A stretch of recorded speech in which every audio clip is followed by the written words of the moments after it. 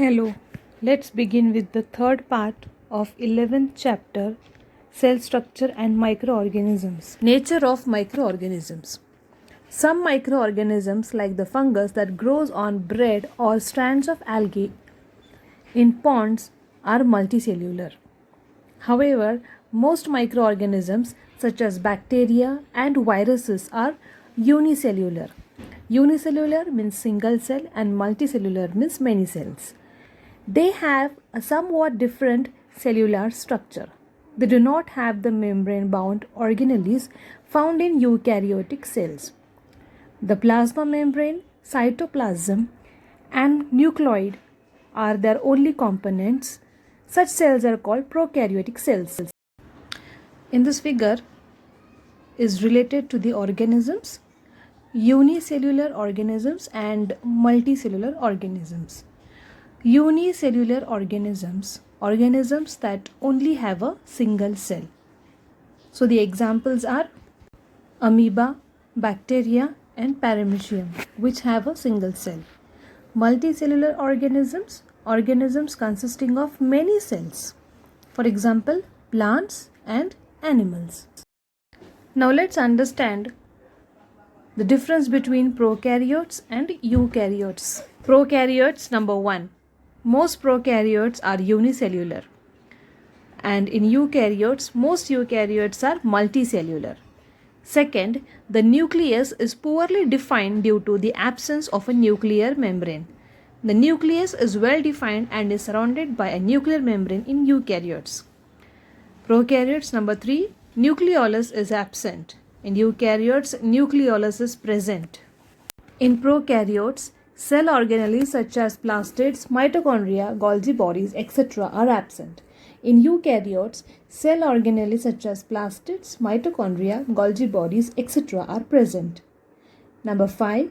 In prokaryotes, bacteria and blue-green algae are prokaryotic cells, while in eukaryotes, fungi, plant and animal cells are eukaryotic cells. Let us take a look at the prokaryotic cell. Cytoplasm, nucleoid, plasma membrane, cell wall, capsule, flagellum, plasmid, ribosomes. So these are the parts of the prokaryotic cell. Now let us see the growth of microorganism.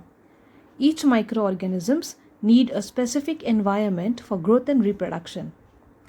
Many microbes need oxygen for their growth, whereas some microbes can grow without oxygen. Some microorganisms survive even in extreme and adverse conditions like the ocean floor, ice in polar regions, hot water springs, etc. During adverse conditions, microorganisms form a thick covering around themselves and stop their life processes. On return of favorable conditions, they come out of the protective covering and continue their life processes. Now let us see the useful microorganisms. What are useful microorganisms? The microorganisms that help in the production of several food items, medicines, manufacturing and research. There are a few useful bacteria present in our body that aid in digestion process. Few useful microorganisms are bacteria, fungi and protozoa. Few uses of bacteria. Bacteria are used in brewing and baking and other fermentation processes. They play a key role in nitrogen fixation. Bacteria are also used as pesticide and in composting process in agriculture. Fungi play a major role in the decomposition of dead and decaying matter. Fungi such as mushrooms are edible.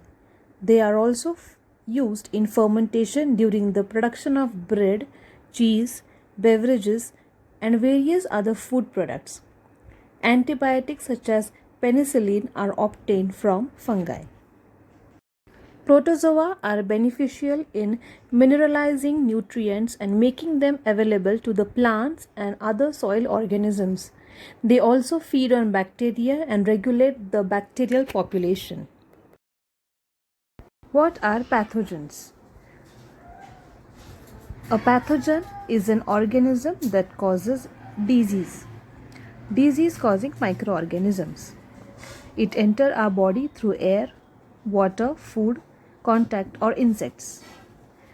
Disease which can spread from an infected person to a healthy person are called communicable diseases. For example, cholera, common cold, chickenpox, tuberculosis, etc. Some insects and animals act as carriers of disease causing microbes. For example, housefly, mosquito. Female Anopheles mosquito causes malaria and female Aedes mosquito causes dengue fever, etc. Harmful microorganisms. There are different types of pathogens, but we are going to focus on the three most common types: fungi, virus, and bacteria. There are millions of different fungal species on Earth.